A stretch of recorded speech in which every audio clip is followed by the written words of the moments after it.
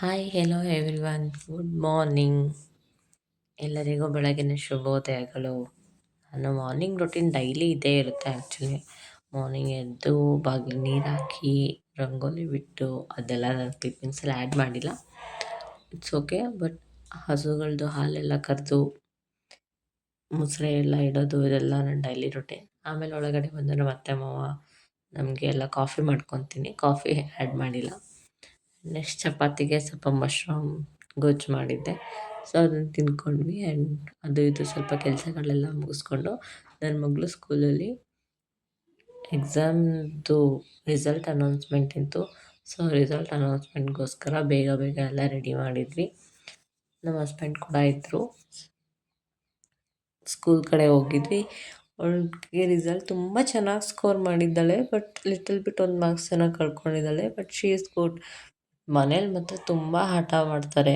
ಅವ್ರ ಮ್ಯಾಮ್ ಕೂಡ ಹೇಳ್ತಿದ್ರು, ಇಲ್ಲ ಇಲ್ಲಿ ತುಂಬ ಚೆನ್ನಾಗಿ ಹೇಳ್ತಾರೆ, ಎಲ್ಲ ಆ್ಯಕ್ಟಿವಿಟೀಸಲ್ಲೂ ಇನ್ಕ್ಲೂಡ್ ಮಾಡ್ಕೋತಾಳೆ, ಹೇಳ್ತಾಳೆ ಅಂತೆಲ್ಲ ಹೇಳ್ತಾರೆ. So I don't know. But ಮನೇಲಿ ಮಾತ್ರ ತುಂಬ ಹಠ.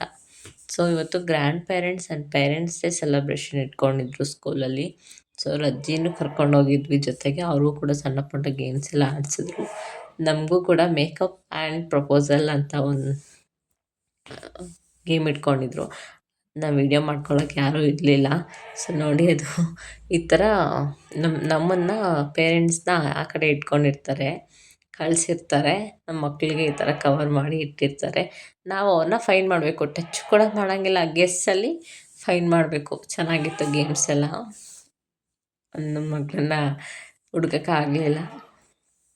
ಅವ್ರ ಅಜ್ಜಿ ವಿನ್ ಆದರು. ಸೆಕೆಂಡ್ ಏನೋ ಬಂದರು. It's okay, good. ಆಮೇಲೆ ಮ್ಯೂಸಿಕಲ್ ಚೇರ್ ಕೂಡ ಇಟ್ಟಿದ್ರು. ನಾನು ಸೆಕೆಂಡ್ ರೋಡಲ್ಲಿ ಔಟ್ ಆಗಿಬಿಟ್ಟೆ. ಎಲ್ಲ ಗೇಮ್ಸು ಚೆನ್ನಾಗಿತ್ತು. We played.